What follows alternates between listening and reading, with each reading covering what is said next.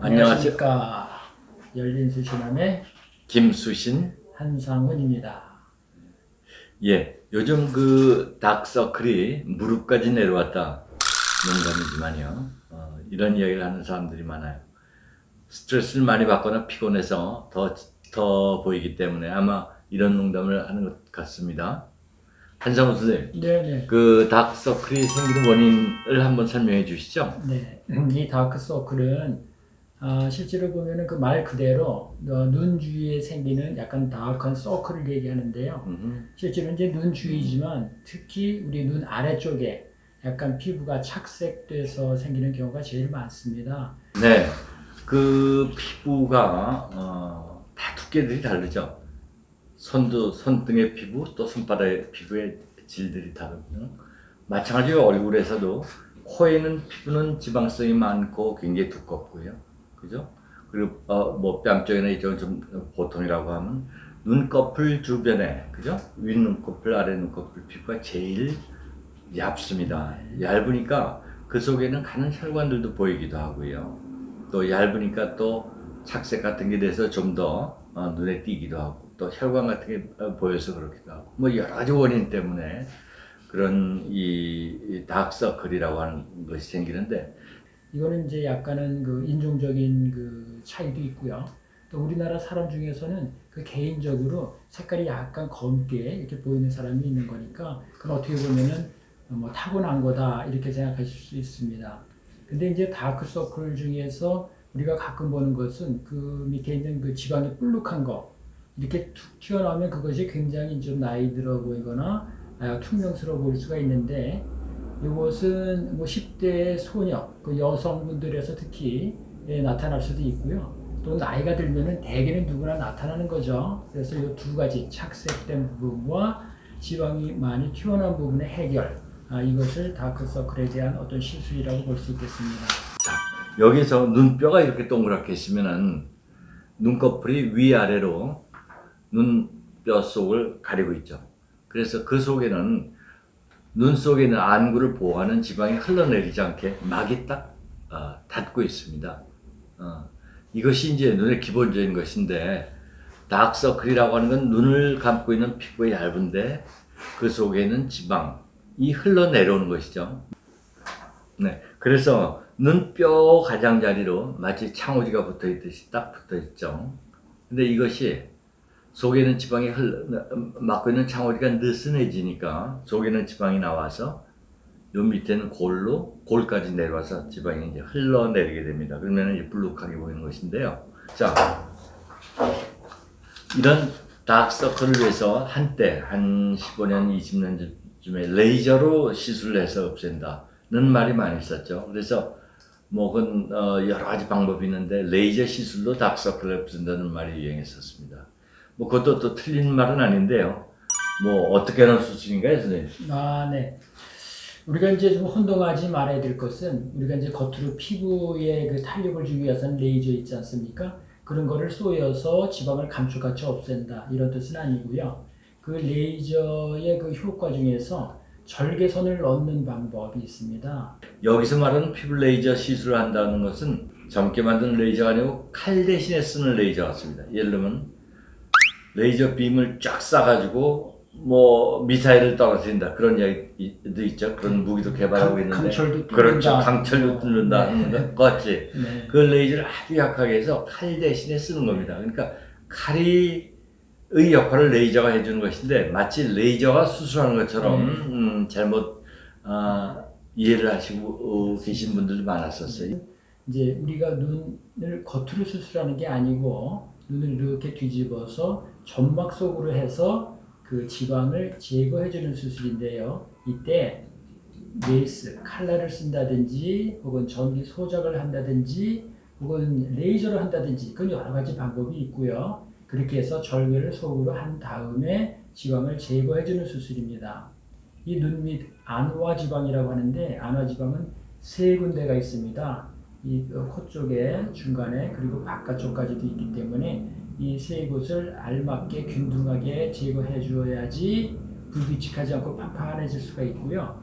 또 어느 틈에 여기에 그 눈물 고랑이 심한 경우에는 이 지방을 다 없애질 않고 그쪽을 재배치를 해줌으로써 아주 더 좋은 효과 그리고 탄력도 많이 얻을 수 있게 되죠. 이런 것이 가장 아주 최소한의 수를 방법이죠. 네.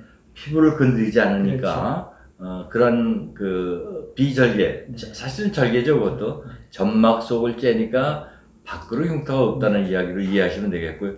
그것도 지방 재배치를 하는 거죠. 그러니까 말씀하신 대로 블룩하게 나와 있어서 여기 눈뼈 밑에 붙어 있는 것을 띄어내 가지고요. 눈뼈에서 흘러나오는 지방을 밑으로 내려보내서 평평하게 해주는 거죠. 그러니까 운동장에 흙이 많고 뭐 파인 데가 있고 하면 그거를 골라서 평평하게 주듯이 우리가 섰을 때, 누웠을 때가 아니고요. 섰을 때 지방이 평평해 보이도록 하는 것이죠. 재배치라 하면 지방이 많으면은 제거하고요. 낮고 튀어나오고 들어간 게 같으면은 평평하게 다듬어 주면 되고요.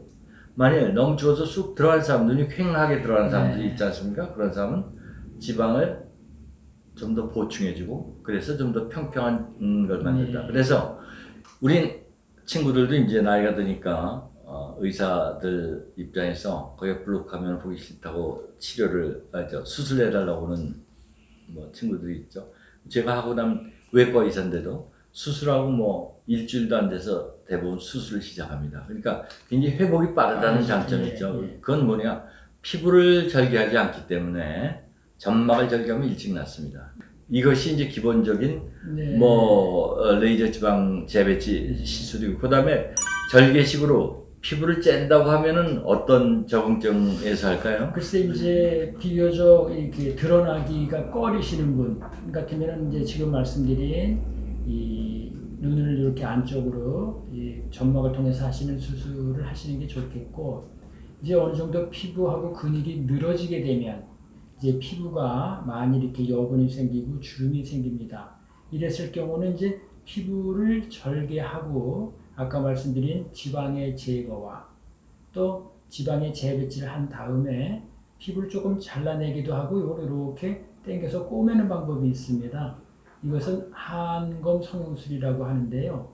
이제 이 하안검 성형술에서 가장 이제 일반적으로 환자들이 걱정하는 것이 수술 후에 이게 뒤집어지지 않느냐. 그렇죠. 이런 얘기를 많이 하시는데, 옛날에 수술이 발전이 덜 됐을 때는 피부를 너무 많이 잘라서 뒤집어진다 이런 말도 많이 있었습니다. 그러나 요즘에는 피부를 많이 잘라내기보다는 요거 외안각 고정술이라는 여기 피부를 밖에다 탁 걸어주는 이런 시술하고 또 하안검 시술을 같이 하기 때문에 뒤집어지는 일은 거의 없고 또 피부 탄력도 회복할 수 있는 그런 방법이 되겠습니다. 박사님 어디 경험 한번 나눠주시죠. 예, 우리가 이야기하고 있는 절개식 하안검 성형술이라는 건 가장 클래식한 수술이죠. 이거는 보통 뭐 30대, 40대보다는 40대, 50대로 넘어가면서 지금 하고 있고요. 피부 상태도 많이 좋아지셨으니까요.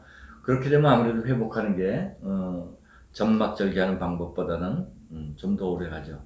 단 이것은 피부에 잔주름이 많거나 또 뭐 여분이 많은 분들, 이런 분들은 당연히 피부를 절개한 다음에 리드레이프 한다고 하죠. 다시 이렇게 쭉 놔서 여분을 제거하는데, 문제는 피부를 많이 제거하면 더 팽팽해지겠죠. 근데 많이 제거하면 어떻게 될까요? 예, 빨랫줄에 이불을 넣으면 축 처지듯이 많이 제거하면 여기가 눈이 뒤집어져서 아주 대표적인 것들이 부작용이 하안검 성형술에서 눈이 외반이라고 그러죠. 그렇게 되는 것들. 외반증. 그래서 보기가 좀 그렇죠. 남들 보면 금방 표시가 나고 뭐 이상하죠. 또 밑에 삼배간 해가지고 밑에 허연 것이 보일 정도 이렇게 되면. 근데 이거는 피부를 많이 잘라서라기보다는 사실 이 양쪽 눈뼈에서 잡고 있는 내안각, 위안각에서 딱 고정되어 있는 경첩이 그 인대가 이제 있어요. 인대가 있죠. 그 인대가 느슨해지거든요, 나이가 들면. 그래서 눈을 이렇게 뒤집었다 뭐 2, 3초 이상 걸려서 자기 자리로 돌아간다. 아, 이거는 인대가 늘어나 있구나. 즉 빨랫줄 잡고 있는 것이 빨랫줄이 좀 느슨하다는 이야기죠. 그래서 지금 말씀하신 대로 외안각 쪽에서 잡아당겨서 피부를 절개하는, 피부를 여분을 잘라내는 겁니다. 그러면은 아까 말씀드린 대로 피부가를 많이 잘라서 눈이 뒤집혀지는 것이 아니고 정리하면은 대부분 것이 의사들은 굉장히 보수적으로 해도 상처가 날 때 이렇게 수축을 하게 됩니다. 예, 유착이 되죠. 그래서 일시적으로 나는 경우도 있고 어쨌든 이렇게 됩니다. 그래서 백인들 같은 경우에는 예전부터 한검 성형수술 할 때는 외안각 고정술 딱 잡아당기는 걸 했는데 저희는 사실 그게 좀 필요 없다고 생각을 했었습니다. 근데 쭉 경험이 늘다 보니까 최근 한 15년, 20년 전부터는 네, 50대 정도, 60대 정도에서도 이걸 고정해 주는 것이 네. 안검 외반증, 그죠? 수술한 자국이 나고 하는 것을 피한다는 걸 배우게 됐고요. 지금 그렇게 시행하고 있죠. 어쩌다가 이제 그 혹시 안검 외반이 조금이라도 생기게 되면 예전에는 뭐 재수술을 6개월 기다리라 그랬는데 요즘은 바로 들어가서 혹시 이 여기 그 바깥쪽에 외안과 고정술한 게 좀 혹시 풀렸는지 혹은 덜 됐는지 해서 빨리 교정해 주는 게 훨씬 좋은 것 같아요. 그럼요. 그렇게 해서 그러면은 눈의 기능 이렇게 고생도 안 하시고 훨씬 보기도 좋고 그렇습니다. 예전엔 해결하는 방법이 없었다고 그랬습니다. 50년 전엔. 근데 30년 전에 이런 것들이 도입됐고요. 지금은 이제 보다 안전을 위해서 예방적 차원에서도 둘째, 이거를 딱 고정을 해 줌으로써 빨래를 팽팽하게 해 줌으로써 빨래를 많이 널듯이 피부 여분을 좀 더 잘라낼 수가 있고 안전하고 좋은 효과를 가질 수 있기 때문에 지금은 같이 하는 경우가 많이 있죠. 네. 외안각 고정술을 하고 나면은 단점이 있어요. 또 하나. 약간 이걸 잡아당기기 때문에 여기가 약간 튀어나와 보이는 느낌을 줄 수가 있습니다. 근데 그런 건 걱정 안 하셔도 돼요. 몇 달 지나면 다 스무스하게 다 내려가기 때문에. 그리고 이제 또 그 하안검 성형술에서 한 가지 알려드릴 것은 그 이제 하안검 절개선의 그 흉터에 관한 건데요. 환자들은 가장 먼저 그 흉터에 신경을 쓰고 좀 겁을 낸다고 할까요? 그러는데 그것은 실제로 흉터가 있긴 있으나 그렇게 많이 보이지 않고 거의 화장으로 커버할 수 있을 정도니까 크게 걱정 안 하셔도 됩니다.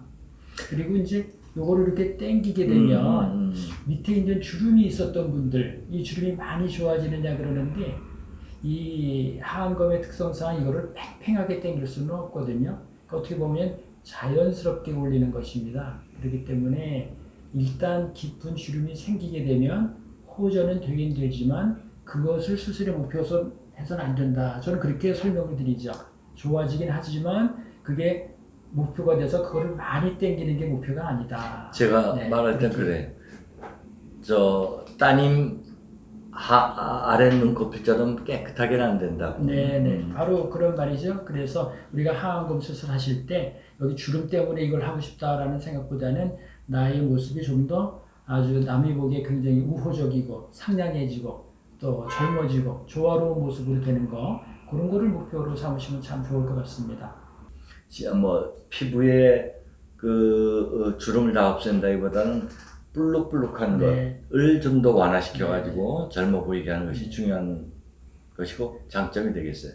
물론 그 외에도 저희가 피부에 탄력을 주기 위해서 뭐 레이저 비슷한 것으로 피부에 탄력 주는 그렇죠. 작업도 같이는 하지만은 보조적으로 맞습니다. 보조적으로. 네.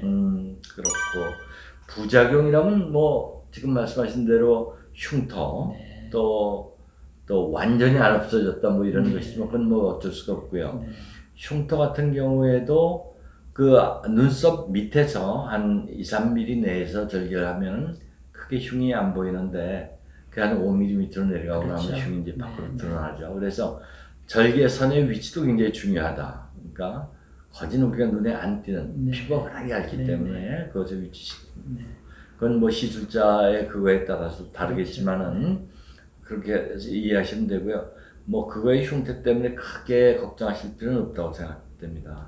오늘 그 같이 나눈 얘기 정리 한번 해보면은 이 우리가 다크서클 우리가 이제 색조는 어떻게 하기가 어렵지만 다크서클 때 툭 튀어나온 지방은 우리가 수술적으로 해결할 수가 있다.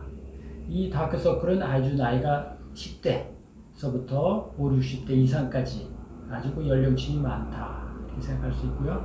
이 젊은 층이나 혹은 어떤 남성분 같고 혹은 남 앞에 자꾸 서야 돼서 회복할 시간이 많지 않으신 분은 점막 안쪽으로 하는 시술을 하면은 회복이 빠르고 겉에 흉터가 없으니까 이렇게 바깥으로 드러나지 않는다. 이렇게 정리하시면 되겠고요. 피부와 근육이 많이 늘어져서 이미 주름도 생기고 많이 울퉁불퉁한 경우에는 바깥쪽으로 하안검 성형수술을 하시는데 그때도 흉터는 크게 걱정하실 필요가 없고 이 주름 자체는 썩 많이 좋아지진 않지만 그래도 호전은 될 수 있다.